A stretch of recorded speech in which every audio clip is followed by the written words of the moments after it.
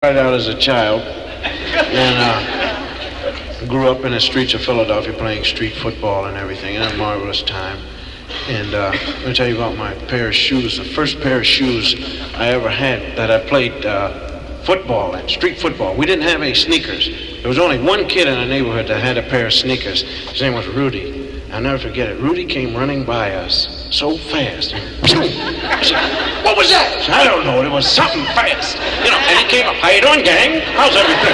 "It's good to see you." What do you got on?" "I got on sneakers." "See that? They make you run fast. You can run, stop on a dime. I'll give you 9 cents change. And then you see these little rubber balls on the side there? Yeah, well, they keep me from making sparks, setting my pants on fire because I run so fast, you know. But we always had like a second pair of shoes to run in. Second pair of shoes used to be the best pair, but now you go and you get a good pair, and they become the seconds, you see.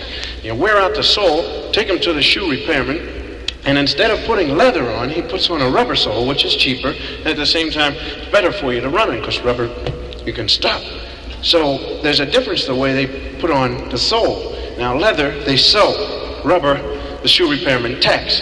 So when you run and play, you don't wear the sole out as fast as you wear out the heads of the nails that hold on the sole. So when you do wear out the sole, you don't wear out the nails, the sole flaps down. And when you walk, it's embarrassing because your shoe flaps. You know, you flap, flap, flap, like that, you know. Now, if you got a pair of corduroy pants on, you turn into a one-man band, you know, flap, flap, flap, that kind of thing. And these shoes were great because if you see a quarter, you don't have to bend over, you know. You just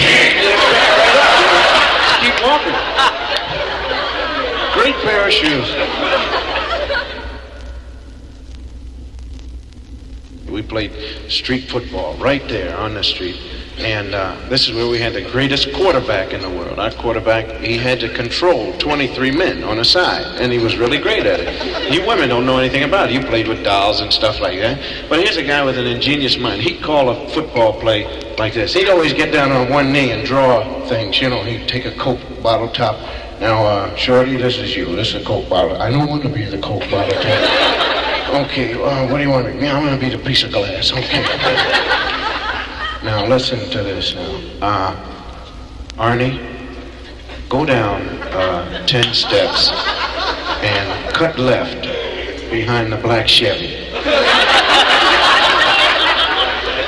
Filbert, you run down to my house and wait in the living room. Cosby, you go down to 3rd Street, catch the J bus. Have him open the doors at 19th Street. I'll fake it to you." You always have one fat kid they never thought, "What about me?" "You go long." Get a lot of good plays going like that. "I'll throw it over the water tower. You'll catch it as it bounces out." The water bottle, which is a great memory. We kept a water bottle in our refrigerator to drink from, drink ice water. And there's a funny thing about it. As long as somebody's in the house, you always go to the refrigerator, you pull out the water bottle, and you get a glass, and you drink out of the glass, see? But when nobody's home, you never do that. Go right to the refrigerator, pull it out, drink right out of the bottle, you know. And my mother used to get so upset, man, whenever she catch me drinking. "You drink out of the bottle?" "No, I didn't drink out of the bottle. How come there are breadcrumbs in this water here?" That kind of thing. So really great. And you never drink all of the water because you got to fill the bottle up. You leave about a quarter of an inch in there. Nobody touches it. Everybody dies of thirst, after that, man. Christmas time. I remember my brother and I, James, we slept in the same bed, not only at Christmas time, but always. And, parents are funny because kids have a great time. It's like around 9 o'clock at night. That's when kids, I really had a great time. We were laughing and giggling and bumping our head, having a great pouring water on each other. And the first thing the parent says, "You're getting silly. Go to bed." They don't understand. "Why? How come we're having fun?" "No, we want you to look like us. Be evil, smoke, drink, that kind of thing." But now, I remember were waiting for Santa Claus. Now, Santa Claus to me was a great man. Gifts are coming, and wondering if I had been good during that time of the whole year and everything. And we couldn't wait for Santa Claus to come. And the heart's really told, Santa Claus is coming. I wish he'd come now, and the clock stops. It just stops. He never comes. She said, well, now, for Santa Claus to come, let's go to sleep now. Yeah, about 3 o'clock in the afternoon. Try and go to sleep. Run upstairs and jump in the bed. You ever really try and go to sleep? Nothing, and then he started talking.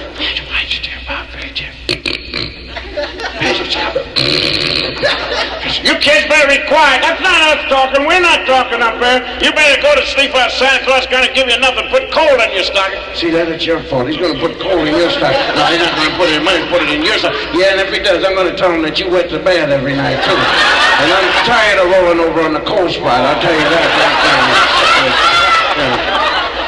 No, we really had a great time, my brother and I. I remember my brother and I, at the age of 8 or 9, we had a great time. Because we used to think of our father as a giant. Now, every Saturday, my father would go out and really booze it up, because my mother gave him an allowance of about $5, and he'd go down to the tavern, they'd shoot darts and listen to Frank Merriwell on the crystal set, stuff like that. And they'd sing, and he'd come home about 9 o'clock, really loaded with beer, and fun and everything. And he had a different attitude about him, We'd wait in bed for him to come home, and we could hear him from upstairs when we...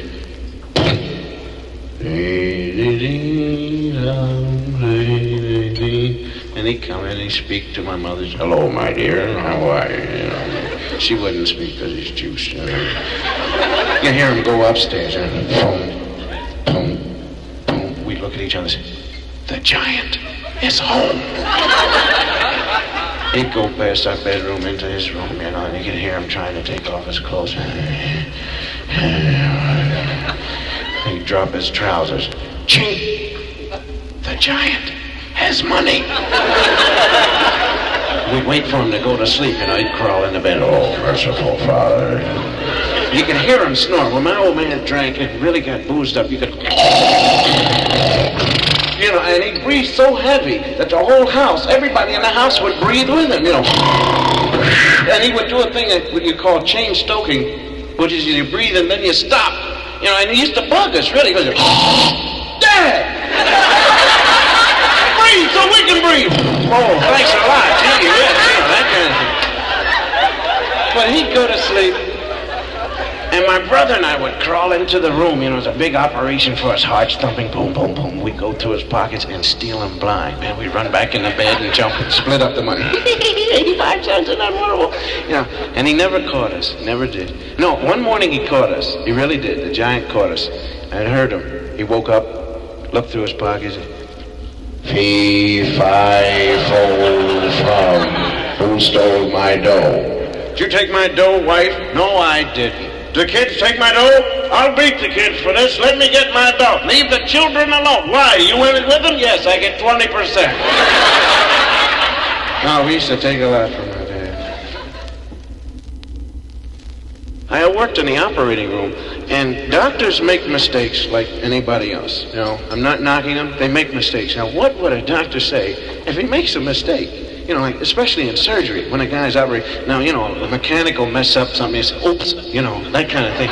What's the doctor say when he cuts the wrong thing? The guy's operating and it's local anesthesia. The guy's just awake down there reading a magazine or something. And, they're operating on, strokers, sheeps, cabs, stern on the side, shags, oops. And the patient said, what did you say? Nothing, just lie down. What did you say? Did you say oops? Oh, boy, I've said oops before. I know what I've done when I've said oops. Now, what did you do saying oops there? That kind of thing.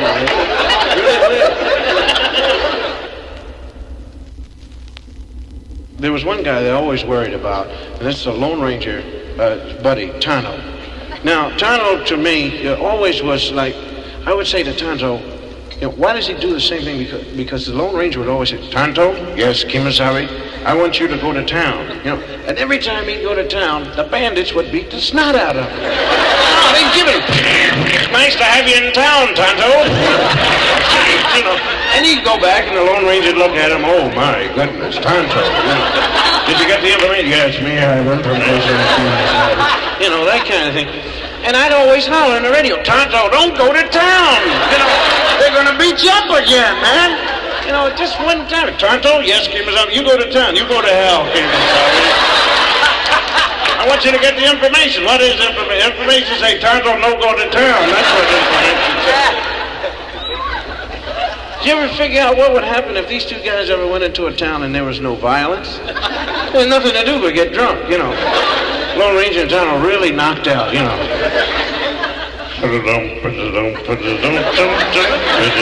Let me hear you sing it, Tonto.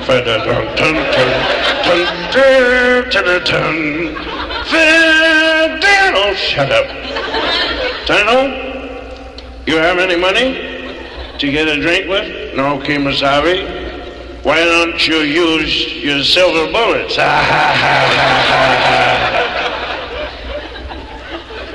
Well, we better try and work on the bartender. Right, Chemo. Sorry. Bartender? Yes, sir. How'd you like to peek under my mask?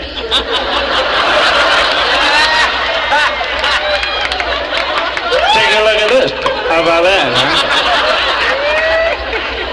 And there's another problem that involves. How about Silver, the Lone Ranger's horse? Now, the Lone Ranger thinks nothing of running and jumping on Silver and chasing after a bandit that has at least an 8 or 10 mile lead.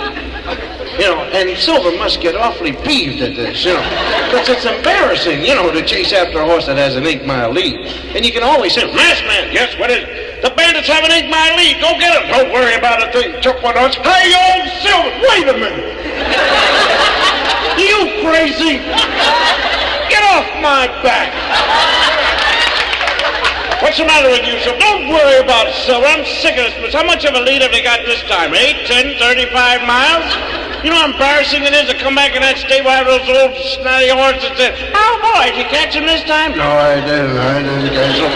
Sick of this. Look at these shin bones, the scars on my chin from when we catch up with those nuts and they run out of bullets and every time they throw the gun back at you, they don't hit you, do they? No. Right off the old Silver shin. Sick of this.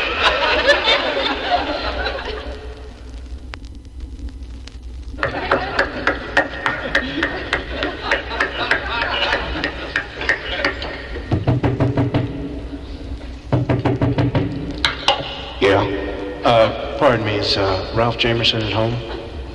Who? Ralph Jamerson. No, there's no Jamerson living here. This is apartment 116. He lives down the hall, 114 there. Oh, thanks a lot. Did I wake you up? No, I was asleep anyway.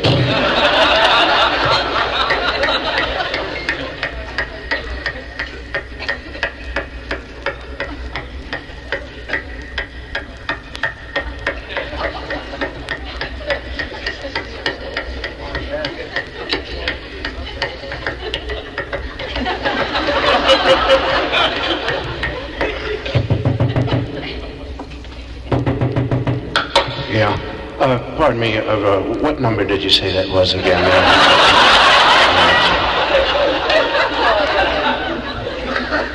You knock on this door again, I'll punch you right in the mouth.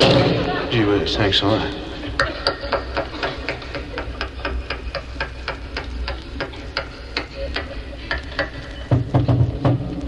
Yo, Ralphie, open up, it's me, Charlie.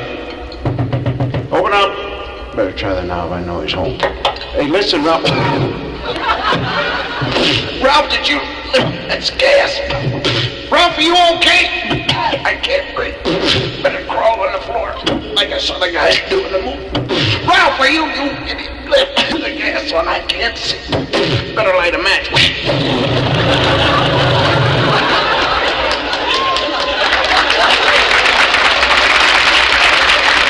Thank you.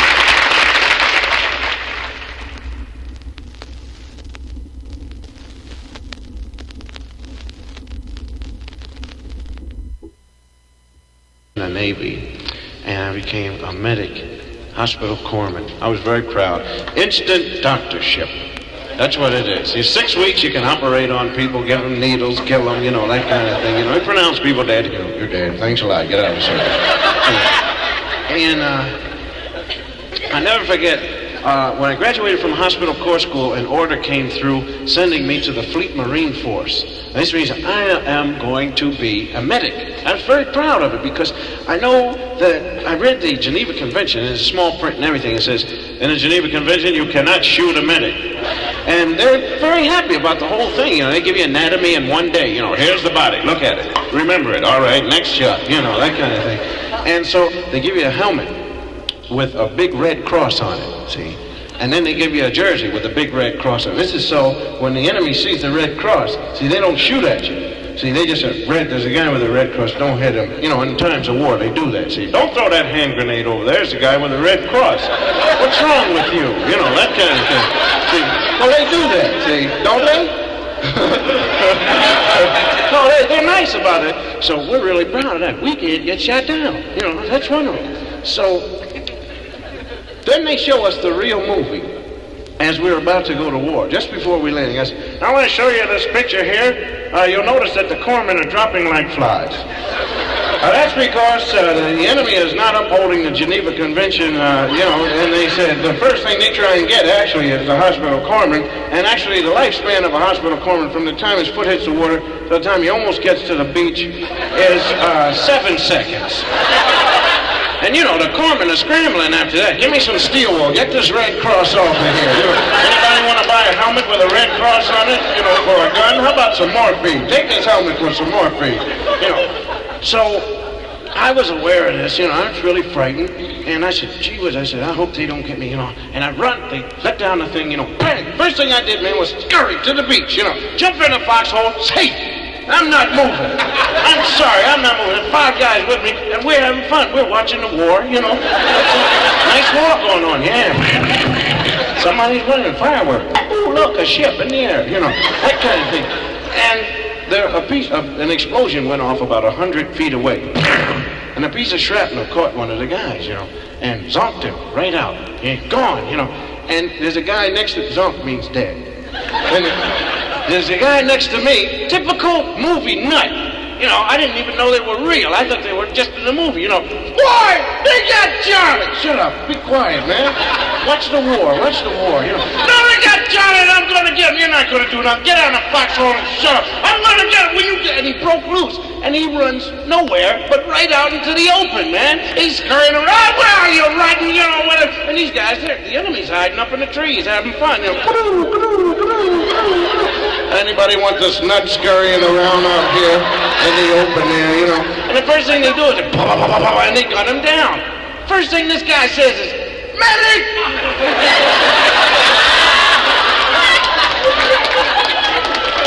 I said, what do you want? My leg! I don't make house calls. Take 2 aspirin and mail in the $5. No, it's a true story. Just to prove that people are weird, I went out and I bought a rhinoceros. And I put him in my apartment, and I dug a hole and everything for him. And, I refused to hang my hat on his horn, that kind of thing. And just to prove to you, some people are weird enough that they'll pretend that a rhinoceros in the living room doesn't excite them. You get people like that guy walk by and say, oh my, you have a rhinoceros, huh? We used to have a rhinoceros. Take the rhinoceros for a walk, and some drunk always gets after you. Oh, boy, that's a weird-looking dog you got there. Does he bite? No, but he'll ram the hell out of you.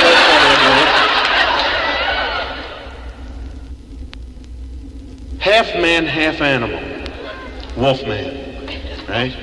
And here's a guy that I sympathize with because he can never remember his rhythm pattern.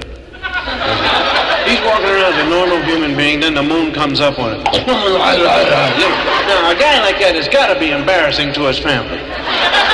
He's sitting around eating dinner and the moon comes up. So, oh, Pop, were you going out in the yard someplace like that? How about if he's getting a haircut, man, as a normal human being, right? Barber's giving him a haircut, and the moon comes up. Oh, hey, mister, it's going to cost you an extra $8 after this. So I'll make it light around the legs, will you,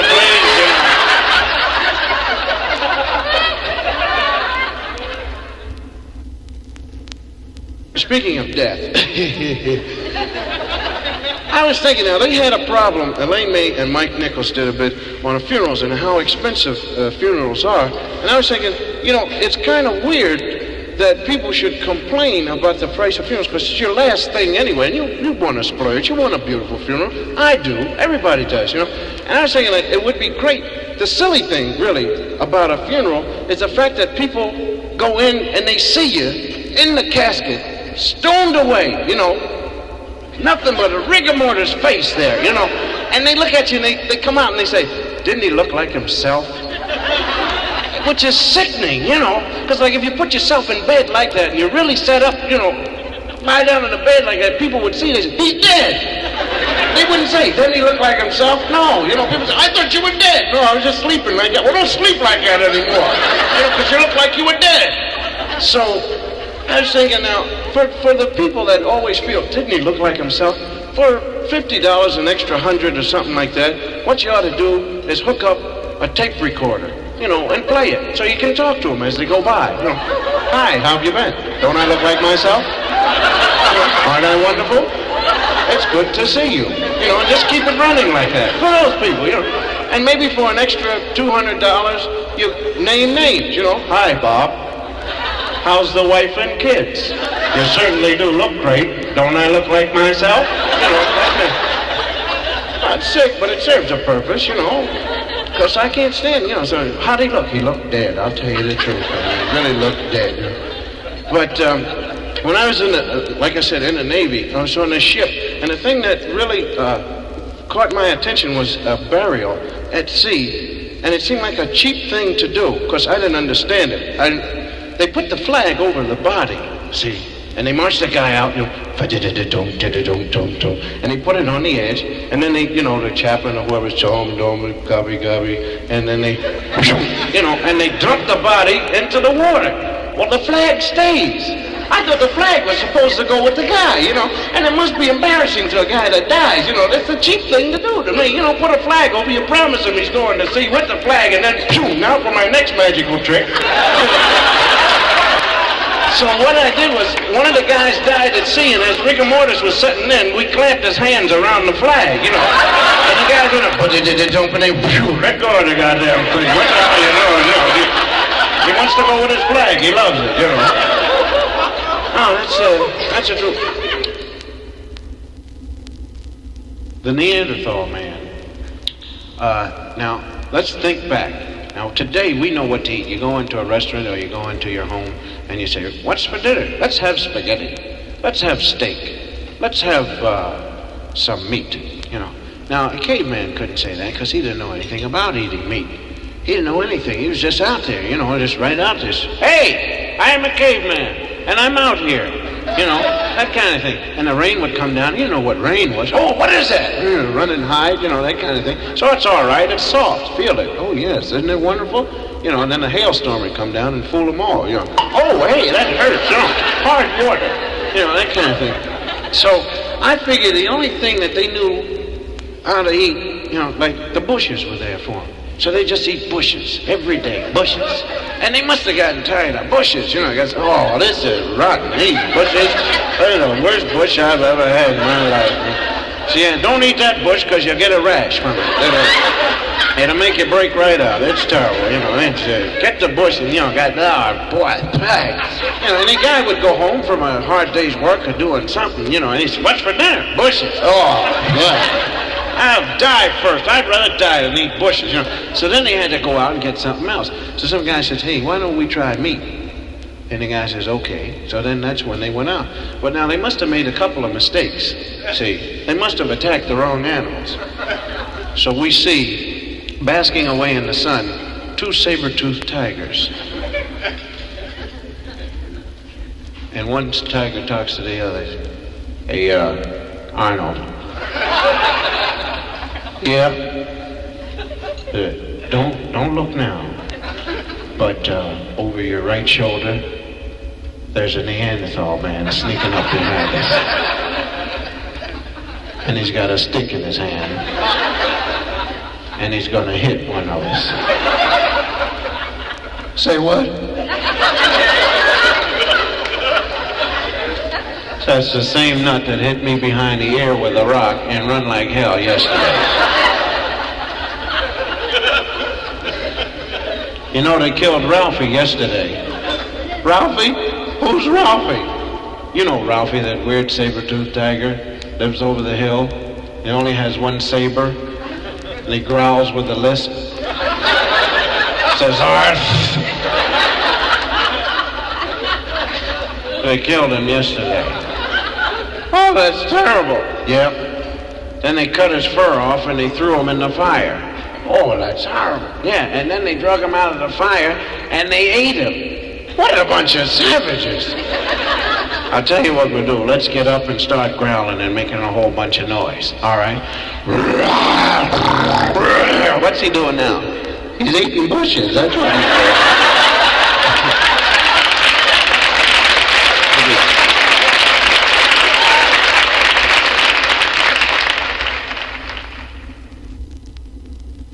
The first time ever televised, we ever had a game that was televised, we played against a school called Hofstra. The athletic director came into the locker room and he says, "Now listen, fellas," he says, "you guys are on television," he says, "and this is the first time for you." He said, "I am not really concerned with winning as I am with the fact that you guys are on television and there are certain areas of your body that you shouldn't touch because it's embarrassing to the people watching TV. So the guy says, "Yeah, okay, we know what you're talking about." So he made us sign an affidavit promising that we would not touch certain areas of our body, you know. So we ran out on the field. I don't know why it happened to me. First time I carried a ball, I went up to this hole, and I saw the guy on the ground, he was a defensive man, he was down, and I started to step over him, and just as I raised the left leg, he came up and really hit me. Wacko! You know, in the worst place.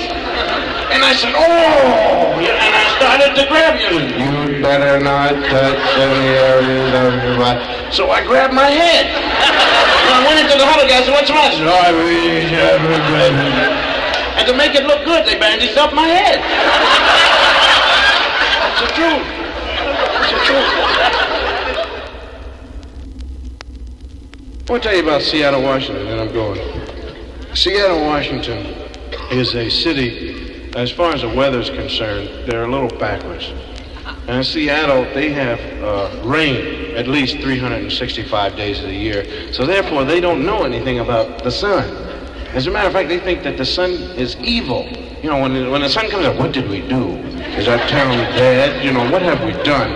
You know, they go out and they cut a calf, you know, and put them up on a rock. You know, that kind of thing. But, no, that's the truth, and you can see them out there. They don't know the difference. You know, they're out there on the beach when it's raining, getting a rain tan. You know, they're out there, and they think the more wrinkled the body, the better you look. You know, really. That's all. You look like a Bruin. Thanks a lot. I appreciate that. You know, and you ask anybody from Seattle, do you like the sun? No. Why? Dries up the sinuses. That's why. You know, they can't breathe. Got little gull slits on their raincoats. You know, stuff like that. And in Seattle, they have this gorilla. And his name is Bobo. And the veterinarians have been going mad trying to get Bobo to mate. This is the truth. Bobo is about 54 years old now, and it's costing the zoo an awful lot of money because he's the only gorilla that they have, and they want to get another one. So the way to do it is, you know, to call up a zoo, for them to send up a female gorilla, and then they mate, and then they get a little gorilla, and then you do that twice, and you get a gorilla, and then the old gorilla can die off if he wants to, you know, which is less expensive than hiring Clyde Beatty to go out there and get you one, you know. So, and more fun for the gorilla too, you know. But Bobo knows nothing about mating. You know, he just sits there. And you know, the vets keep saying, "Come on, Bobo, pretty soon you'll be too old, you know, you're gone." And so he just, and as a matter of prestige too, other zoos keep calling up and they know about Bobo and they keep making fun of him. You know, it's nah, your gorilla don't know nothing, you know, that kind of thing. But the guys from the Philadelphia Zoo were very nice about the whole thing. They closed up their zoo and they sent up their best looking female gorillas. And she went into the cage with Bobo, and she was looking good too. She had long black stockings on, and some heavy eye makeup, and they gave her a girdle with hair on it, and she was looking very shapely. She went into the cage and boom, boom, boom, boom, boom, boom, boom, boom, boom, and he did nothing. He was just and of course she stormed out of there. Well, this left the vets to try different methods, and one guy thought he had a good thing going. He went in and he read him dirty stories. And that didn't work, even the parts underlined. And then another guy went in and he showed him some gorilla stag movies.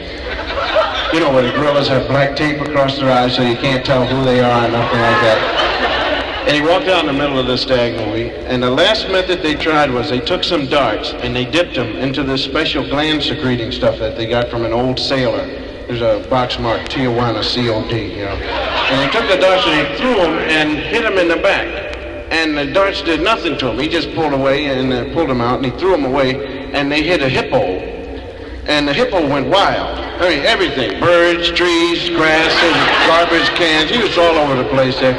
As a matter of fact, they have some of the weirdest looking animals out in that zoo now. They have a giraffe with a hippo's head, and his neck can't hold the head up. It keeps going down on the ground. That's a true story there. You don't believe it. Yeah.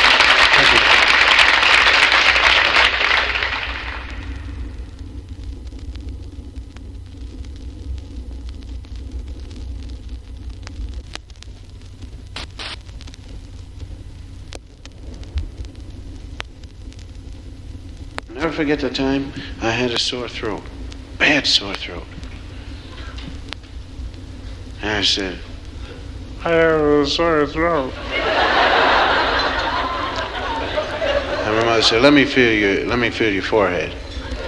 Mothers are always feeling things, Let me feel your head, let me feel your arm. Doctors do that too. A lot of doctors do that. They're wonderful people.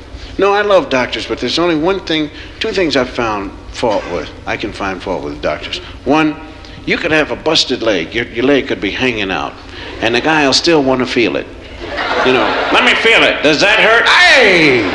Yeah, does that hurt? Does that hurt? And they always keep the stethoscope in the freezer. I warm that thing up with my hands. Whenever I go to see my doctor, I grab a stethoscope. I pull it right out of the refrigerator and I start warming it up with my hands. And they put that cold thing on you and they say, take a deep breath. Oh! You can't help but take a deep breath. The problem is trying to breathe out now. So I'm sitting on the emergency ward with my sore throat, and the doctor comes out. He says, what's the matter? He says, my son has a sore throat. I said, okay, take a look at it. Ah. Say ah. Oh. So, oh, well, this is it. He's really got it. He's got tonsillitis, Mrs. Cosby. Oh, all right, well, what do you want to do? Well, we usually do a tonsillectomy on Wednesday, which is the day after tomorrow. You can leave him here tonight. What are you guys going to leave him? You're not leaving me nowhere. Can't my mother sleep with me? No, your mother's not going to sleep with me. Well, somebody's got to sleep with me. I'm not sleeping nowhere by myself. Well, we're going to operate on you Wednesday. Operate who?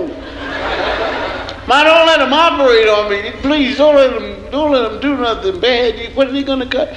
Well, don't worry about it. It's just going to cut 2 things in your throat. 2 things in my throat?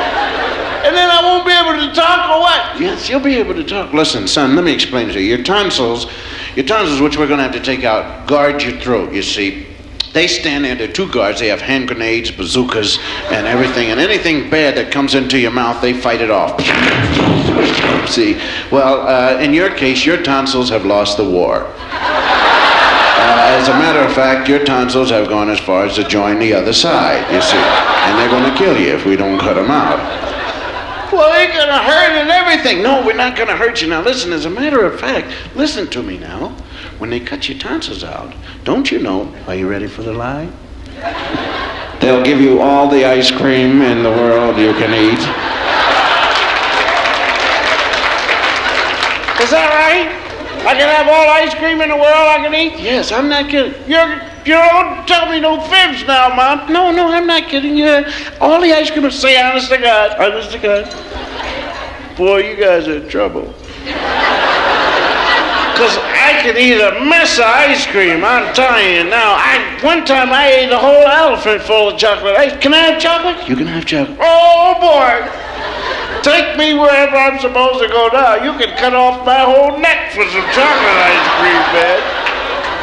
So they marched me in, and I turned in my civvies, and they gave me that hospital thing that you put on where the back is open, and you're afraid to, you back away from people, and you bump into the walls, and they're, marble wall, ice cold, and the iron cribs are ice cold. They're so cold you stick to the cribs, and, gee whiz, man.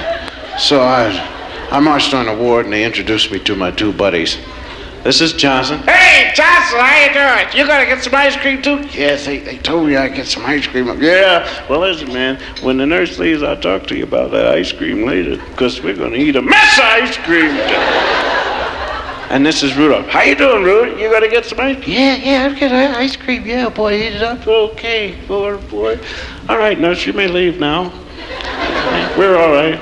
So we sat down, we looked at each other, and we said, ice cream. Ice cream? We're gonna eat ice cream, and we will eat it every day in the middle of the night, man. We're singing ice cream. It'll eat that ice cream, and the nurses are padding the doors, locking them up, and we're gonna eat ice cream. Listen, you know what I'm gonna do? When I get my first bowl of ice cream, I'm not even gonna touch it or eat it or nothing. I'm gonna smear it all over my body, man. Just smear it all over my face and eyes and hair and everywhere. And then I'm gonna put a green cherry in my navel. And I'm gonna be the most beautiful chocolate sundae you've ever seen in your life. Ice cream. I'm gonna eat ice cream. I'm telling you now, ice cream. Sing along with me now. And the whole day passed, man. Every time the orderly brought by the breakfast cart, man. All right, let's have a breakfast. And we'd eat it up, man. Our stomachs would swell up. We ate so much. You gotta keep eating a lot so your stomach will stretch, man. Lunchtime, bring it in. Eating everything. Make it stretch out. Bring in the dinner. And the supper. We ate everything, man. Preparing for the ice cream. Okay, and we didn't even sleep the night of surgery. Hey, man, yeah, we're gonna get some ice cream and everything. Ice cream. We're gonna get ice cream. And that morning, the orderly went by with the breakfast cart.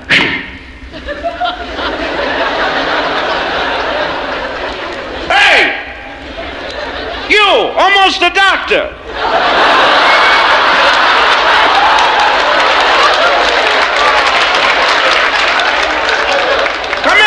Thing, man, we gotta eat this morning. You're not getting nothing to eat. How come? Because you're getting your tonsils out. Well, what's that got to do with it? When you get your tonsils out, you can't have any food in your stomach because you throw up. Are you kidding? One time I ate a dead frog. I didn't throw up or nothing, man. Bring that breakfast cart back here. And he went away. In came the nurse with the gurney. You know, the gurney's the thing that they put you on to take you down to surgery. And the wheels on the gurneys are always the same. They always have that wobble like there's a windstorm going on about 6 inches above the ground. That's why a lot of women never make it to the delivery rooms. Baby's out, take her back. Save money, time and space, you know. So she wheeled it in, we all stood up. Ice cream! We're gonna eat ice cream! All right, now it's time to go to surgery. Who's going first? Take me! No, take me! I want to go. No, you gotta get... Listen, CB4, V, and S. You guys hit strawberry vanilla, and I'm C as alphabetically. I go first, you know. No, we're gonna take Johnson, because he was here first. Oh, sure. Okay, Johns, go ahead, man. Get that ice cream. Cut it up, Bird. All right, go ahead, John. Johnson stepped on the gurney. Well, suckers, I guess you know what this means. If they run out of strawberry, vanilla and chocolate are definitely in jeopardy. Okay, Johnson, don't eat it up from us, though. Hey, Johnson, go ahead, babe. And we sat down, man, and we looked at each other. Ice cream! We're gonna eat ice cream. And boom, Johnson's back! Okay, are you ready? Yeah, me too. Go ahead, Jones. Hey, Jones, wake up!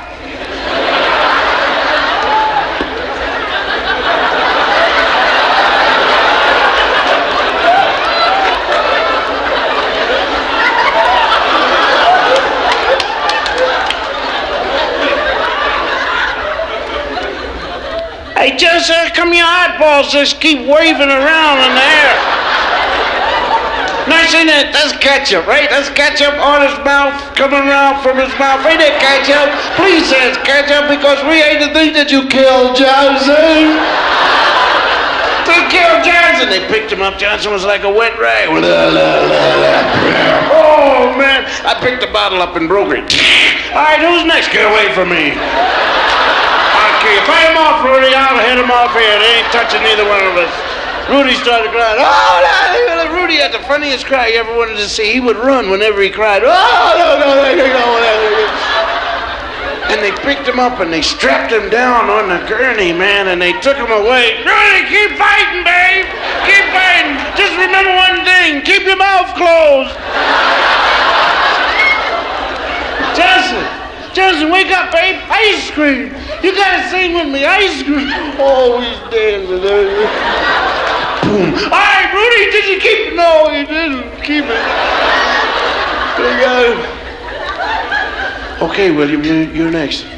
Well, wait. Before you touch me, I have a confession to make.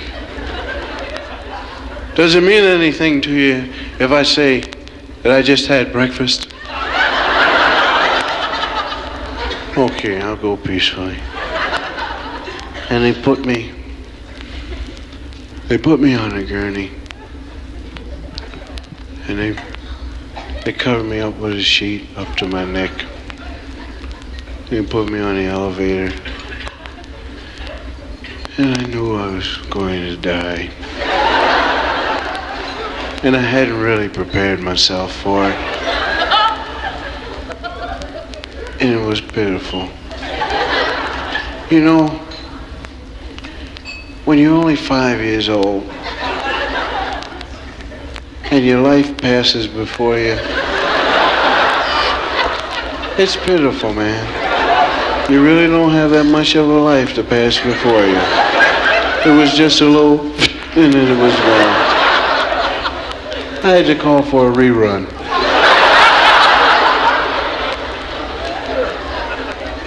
And they brought me into surgery. Doctors and nurses all got their masks on so you can't tell who they are.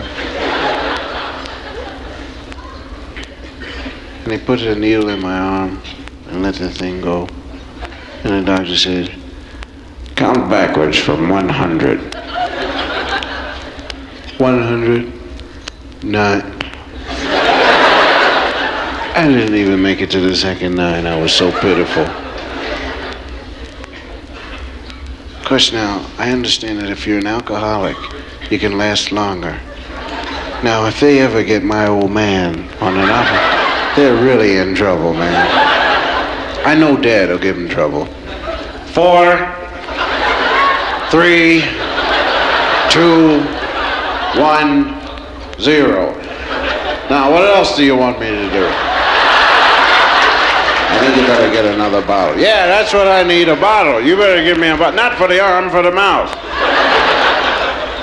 And the thing pressed me through the table. And I remember I wanted to wake up. Wake up, wake up, wake up. Yep, and it's time to wake up. Okay. Well, why don't you open your eyes? Nope, don't want to. How come? Well, because every time I open my eyes, the room starts to act silly. Going around in circles and I'm jumping up and down. I don't want to wake up. I just stay like this, half awake, half asleep. and just hum a little bit. How's your mouth feel? Oh, it's dry. Very dry. And your tongue? Oh, it's dry too, yeah. And the lips are dry, and the tongue is dry, and the mouth is dry, and the throat is dry, and everything is dry, dry, dry, dry, dry. What, do you want to swallow? Yep. Well, why don't you? Nobody asked me. All right, try and give it a little swallow. Okay.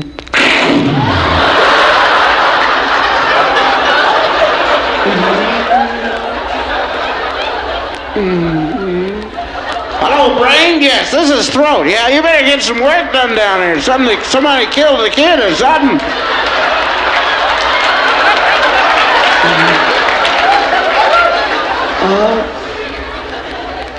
Hello, kid.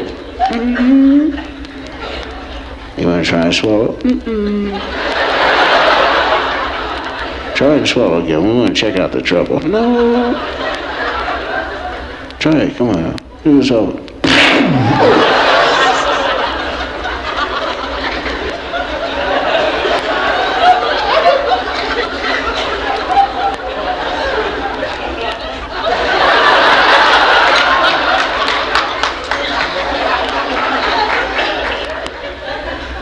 Ice cream.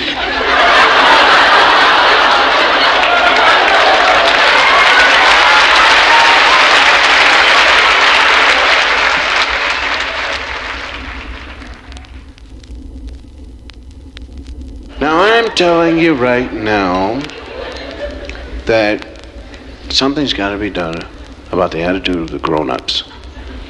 I've been doing a lot of research and I found out that the grown-ups, when I was a child, the grown-ups were trying to murder us and bump us off. No, I have proof. I have definite proof that the grown-ups were trying to get rid of us. For what reason, I'm not sure. It might have been the fact we had no babysitters. It's very expensive to watch us. I'll proceed to prove my point.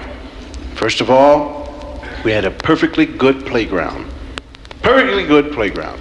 It was a field leveled off. They tore down some houses, and we called it our playground. And it was broken glass and rocks and bricks and everything on it. We never lost one kid. Not one kid died. Or not one broken arm, one broken leg, broken anything. Maybe a little gash here and there. That's all right. And then the grown-ups started in. They moved in the monkey bars. When the monkey bars came in, we lost 124 kids in one day. Hey, look at me, I'm on top of the weed! Oh. Kids were falling off the monkey bars like snowflakes, breaking arms, legs, losing everything, hanging upside down. I never played on them myself, because I saw the kids falling off of them, and I tried to warn them, please don't play on the mug. Oh, there goes another one. And I made it my philosophy after that, never to play on nothing I never saw no grown-ups playing on. And I never saw any grown-ups climbing up on no monkey bars. They would build them, but they would never play on them. And I knew then that they were trying to kill us off. And a lot of kids lost arms, legs, everything. And I'll tell you something else. Then they found out that I wouldn't play on the monkey bars. And they built another thing which they thought they could kill me on. It's a thing that you sit on. I tried it once. You sit on it, and 3 of your friends push you around. You go around in a circle for 5 minutes, and then you throw up. Not one kid asked for that. You ask any kid, go up and ask any kid, kid, what would you like? He'll never say, I want something to go around in a circle for 5 minutes and then puke. You've never heard no kids ask for that. And I've never seen any grown-ups riding on it. Although some of them look like they've been riding on it. An out-and-out attempt to kill us. And the last thing that they put up is the seesaw. An out-and-out attempt to kill us. The seesaw. And that's where you gotta get, they try and get a kid in on the plot. And you sit up high and the kid jumps off and that's all for you. Your brains fall right out on the floor. There's a lot of kids never had a chance to have a deep voice because of that seesaw.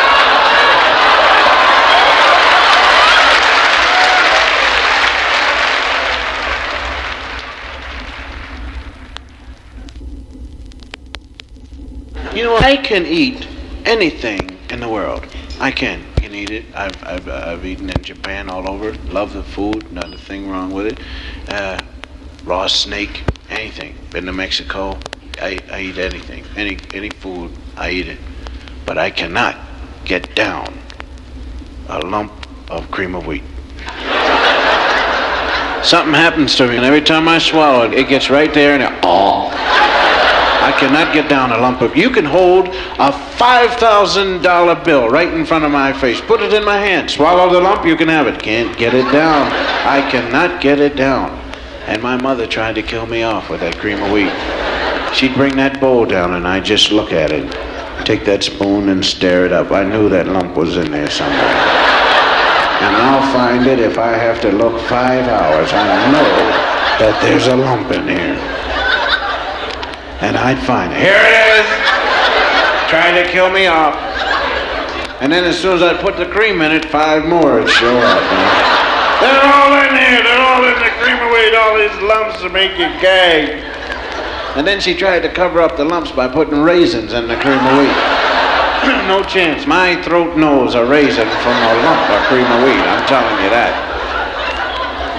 She tried to do the same thing to my mashed potatoes, putting raisins in my mashed potatoes. I'll find it.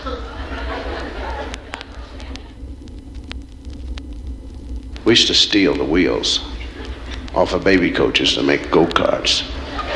Now, those of you that don't know what a go-kart is, a go-kart is made from wood that you take old orange crates or stuff like that, and it's shaped like an eye, like a big eye. We'll stand it up for you. A board goes across this way, and then one goes down the middle, and then one goes across this way again. Then you have to make an axis so that you can make a left and a right turn, hammer down rope and everything. So you make a left and right turn. Then you need wheels. You've got to have baby coach wheels. Got to have them. Nothing else will work. So we used to go out at night stealing baby coach wheels. 287 baby coach wheels we stole. The odd wheel was because old Weird Harold had a Continental on the back.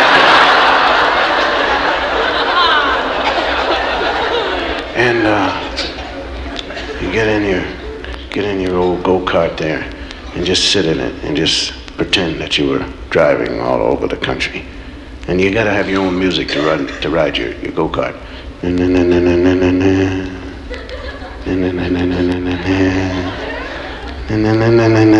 That was my music. I took mine from the Rough Riders. Old Weird Harold took his from the Lone Ranger.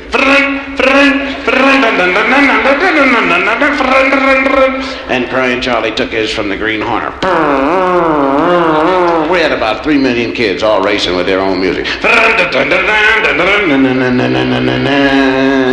And so the cops heard about our stealing because the mothers reported. There are kids out here stealing our baby coach wheels. Every morning we put our children into the baby coaches, push them, the coaches don't move. Children look up and say, why me? So we had to hide them. And we waited 2 days for the heat to blow over. And we brought them out Saturday morning, Go-Kart Championship of America. And we're out there, all of us, full force, 300 kids out there. And we're warming up our go-karts at the top of the hill. We had a race on Dead Man's Hill. It was called Dead Man's Hill because it went straight down for about a quarter of a mile, and then it emptied out onto a freeway. Henceforth the name Dead Man's Hill. And we had everything. We had guys that would make pit stops and everything. If your wheel came off, guys would grab it and put it back on it to have a 2-hour pit stop. You know, because it takes a long time to hammer out the nail, straighten it back out, and then put it back in with a rock. You know, you can do it with a nail and a hammer, a real straight one, but you can't do it with a rock. And we had a fireman. Little kid, 3 years old, used to follow us running down the hill. Had a cup of water in his hand. Whenever you went bad, he hit you in the face with, you know, and put you out, run back up. He was fast. So now we got the Go-Kart Championship of America, and we're all warming up. I'm warming up my go-kart. I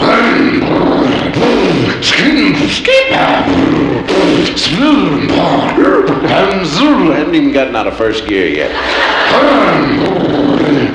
Old Weird Harold's warming up his Rolls Royce. His sounds like this. And there's old crying Charlie.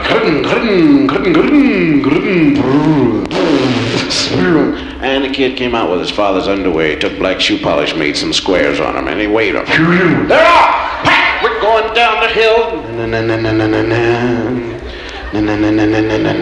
And I'm winning by 6 inches. Right behind me is old Weird Al. And he's gaining on me. It's almost like a 4-way tie for first place. Old Weird Harold shot past me. Gotta catch up with him. Reached into my pocket, pulled out my trusty can of 3-in-1 oil. Zoomed ahead. One of the kids went off to the side. An accident. Boosh, right in the face. Got him.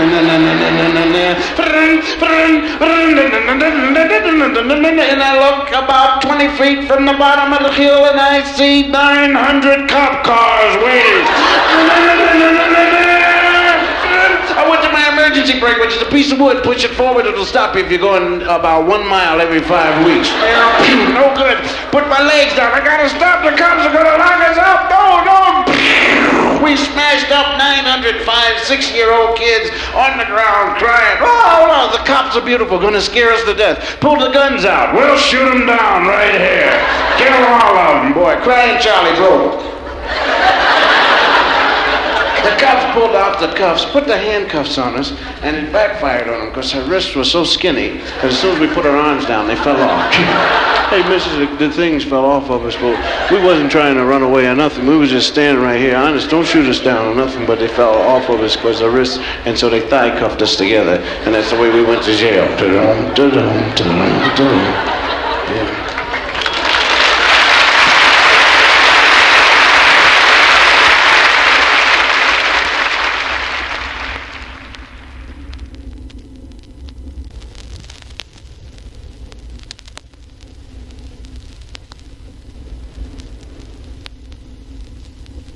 I'm 7 years old, standing up in my crib.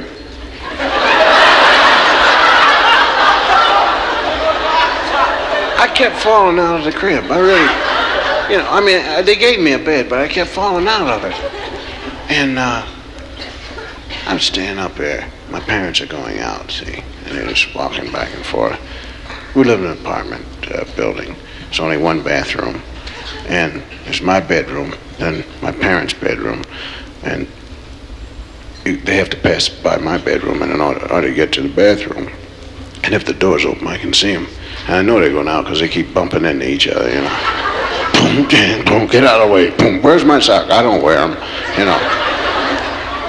So, this is before babysitters, when parents did not believe in babysitters at all. The philosophy was, what? Let some stranger look after my kid? I'd just as soon leave him home by himself. So, I'm standing up there. I got my sleepers on. I wore sleepers till I was 12. I love sleepers because I used to put mashed potatoes in the bottom of my sleepers and make my mother feel them. Mom feels a dead rat. She'd faint. My mom would faint for anything, man.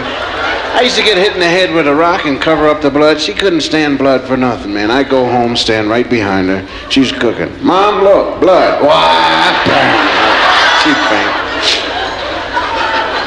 So I'm standing up in the crib and they both come up, And now the whole thing to them is that they have to scare me to make me stay in the bed, see. They tell you some kind of a lie. That's what the parents used to do. There's a green monster out the door. If you get out of that bed, he'll eat you right up,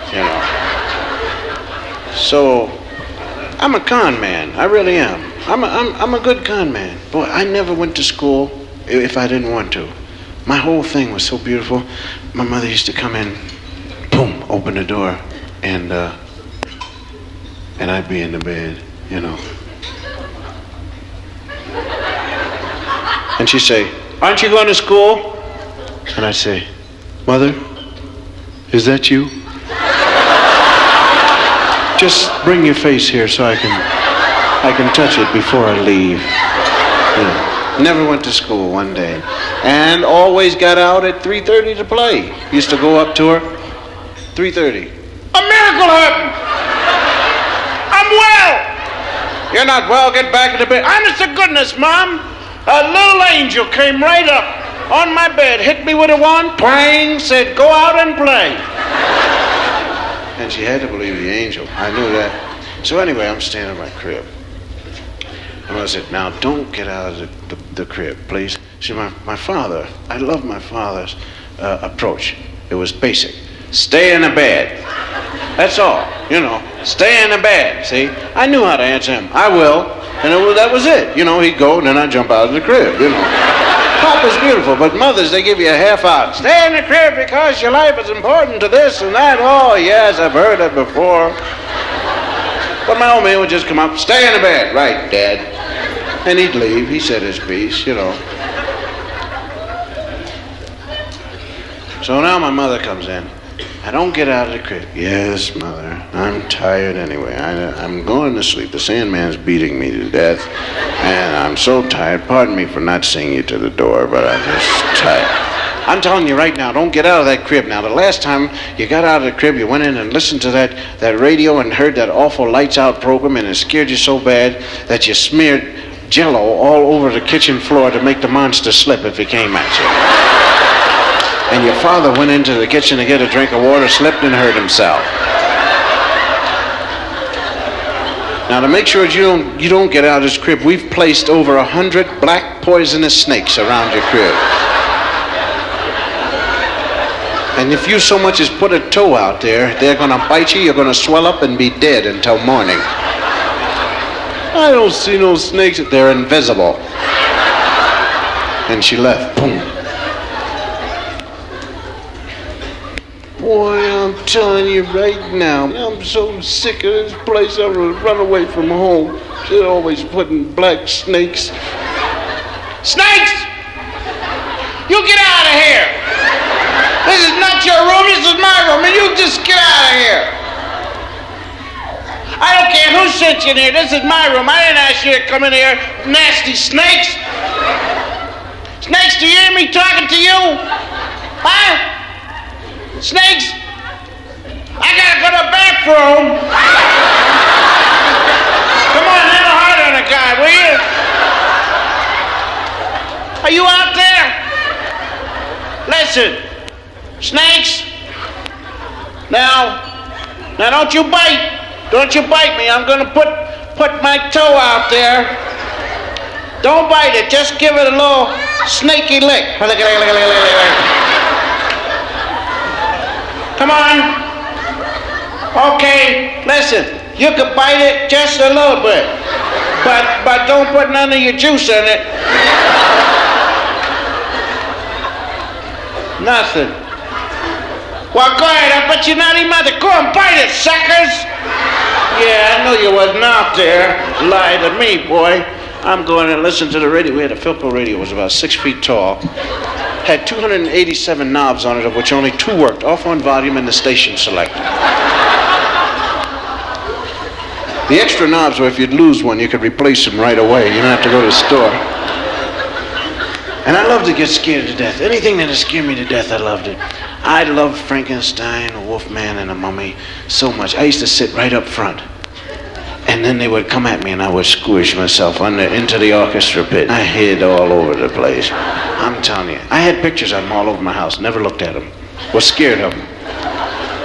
And there were 3 programs that were scary. One was Suspense. That wasn't too scary. That was suspenseful. Then there was Inner Sanctum, where the guy played the organ.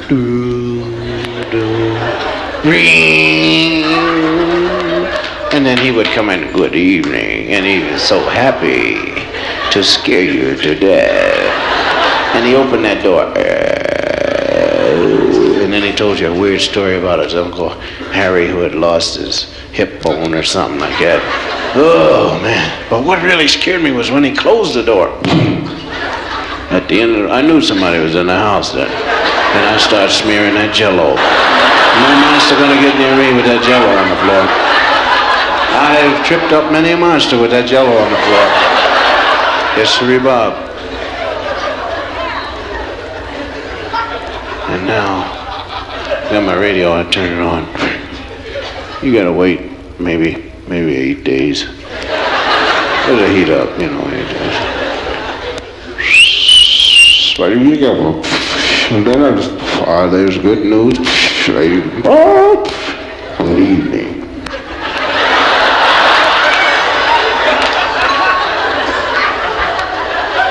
That's the guy. Go ahead, scare me to death. I'm ready. Scare me, man. Come on now. And welcome to Lights Out. Yeah. Go ahead, scare me. I was dumb enough to do whatever the guy said to do on the radio. Turn your lights out. Yeah, all right, yeah. They're out. Go on, scare me to death. I'm ready.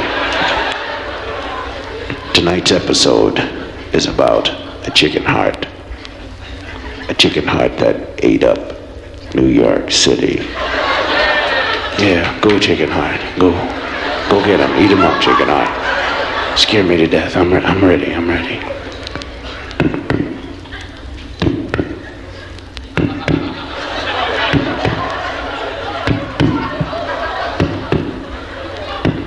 The chicken heart was kept alive in a laboratory in a vat. Special solution. Half blood, half sodium salicylate.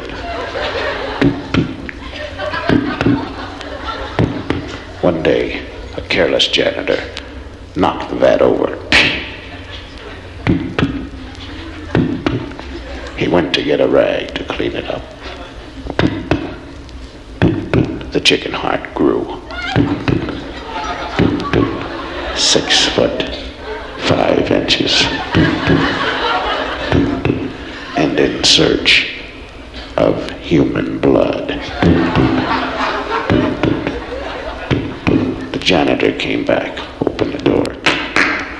The heart ate him up. Wash! Go get him, chicken heart. Go get him.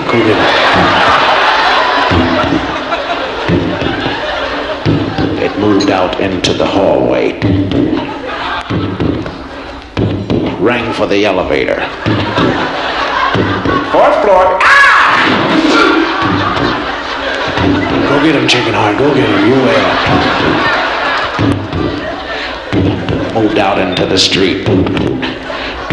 Ate up all the cabs. Beep, beep. The Empire State Building. Ate up the Jersey Turnpike. It's in your home state. It's outside of your door. And it's going to eat you up. Oh, I got my jello, start smearing it all over the floor. Get out of here, chicken heart! I set the sofa on fire. You won't come near smoking fire and jello. My father came in the house and what's it? What the hell's the sofa doing on fire? Come in the house, the chicken heart's gonna eat you up. Hurry up, okay. Zip. What chicken heart are you talking about? The one on the radio. Tell you the idiot, turn it off.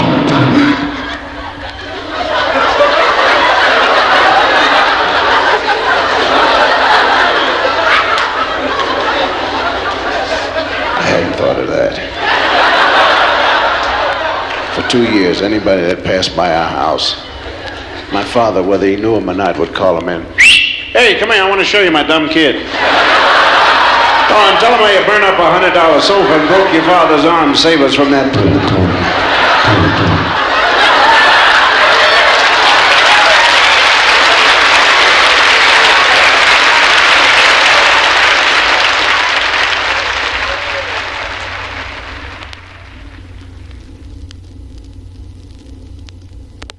I think the pride of my school days was when I was in shop in junior high school. Shop, yes. I remember we had a nasty shop teacher. That's what we called him, Mr. Nasty. He just didn't like kids at all. And one time I was reading a comic book, not in his class. We had 2 minutes to go before the bell would ring. And he came up, yanked it away from me. You'll get this back at the end of the semester. Why, does it take you that long to read it?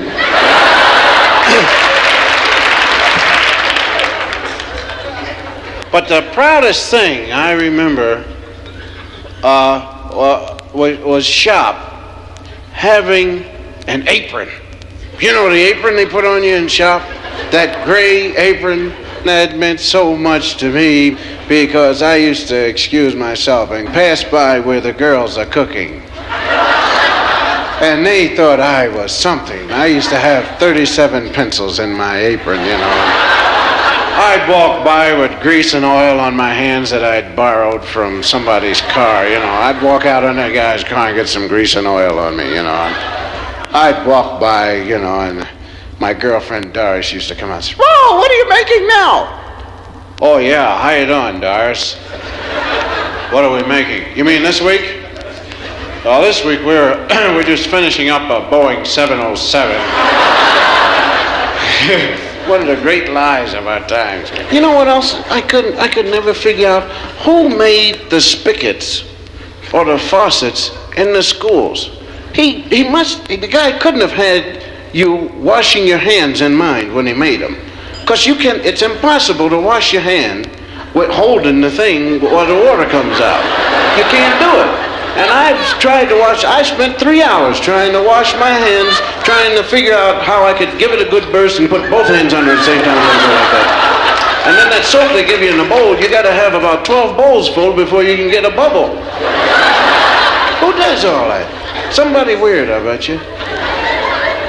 You ever had a cold and try and survive the day blowing your nose on those paper towels they keep in there? Why, you can clean your whole lip right off. All the skin can be gone in one day.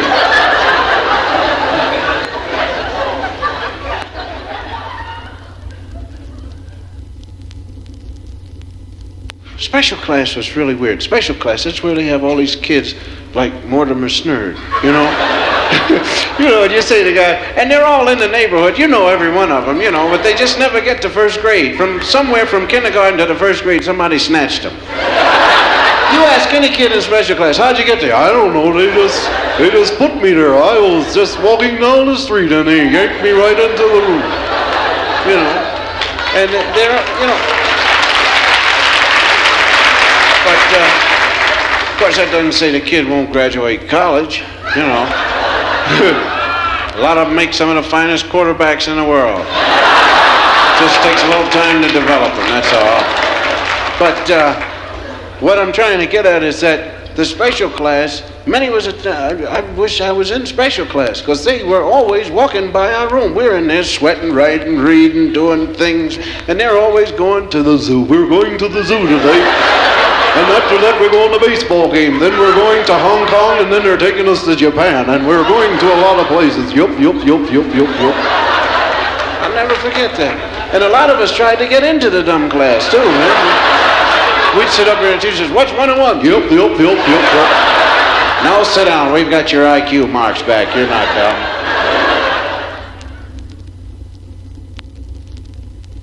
I'll tell you a story about my boss, Sheldon Leonard.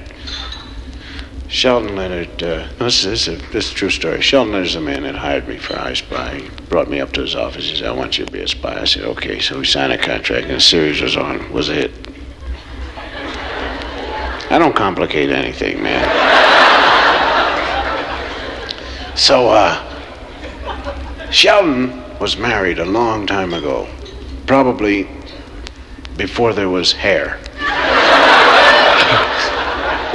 He's an old bugger. He's really old, dude.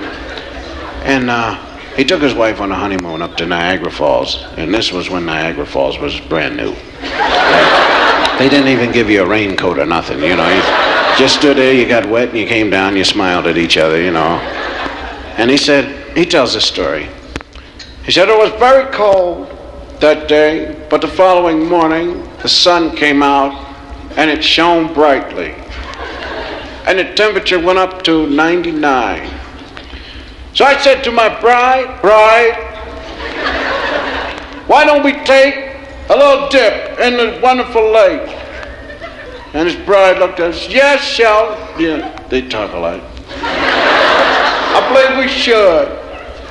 And he did. Went forth, put on his bathing suit, his beautiful body, which has since gone bad on him. And he went stepping with his little 4'11" wife. Frankie's beautiful. She's just 4'11", just built like regular little wife.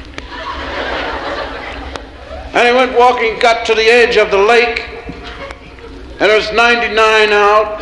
And he said, my dear, I believe I shall take a plunge. That's the way they used to talk in the old days, you know. You had to tell your wife everything you're going to do, you know, even if she was standing there looking at you, you know. My dear, I believe I will walk to this board. Do it, do it. I said, are you with me? She said, yes, Sheldon, I'm with you. And he went up, and he hit the diving board. And he did soar into the air.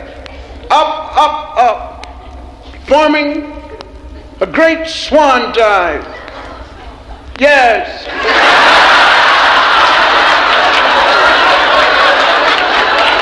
Now, we will pause a second, leave our hero stranded in the air.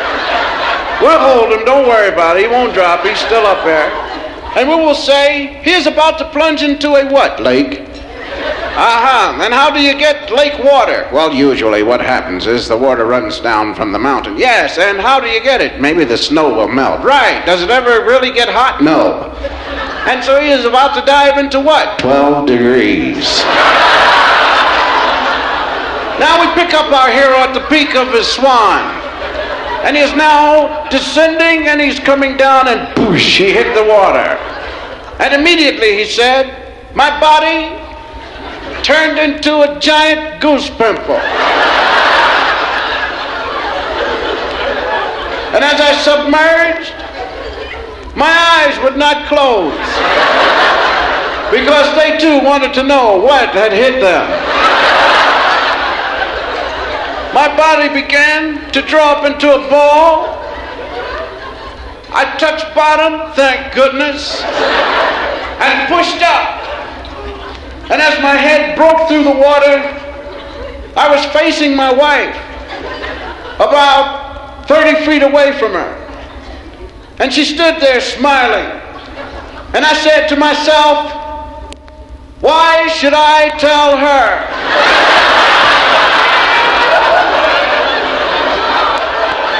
So I gathered every inch, every muscle, and I smiled. And I said to her, come on in, dear. The water's fine. And she hit the board and made a great swan. And when she came down, the tips of her fingers touched the water. And she made one of the greatest hand walks across the lake any man has ever seen. And stood on the other side and yelled great obscenities to me. So that's Sheldon's play. Thank you.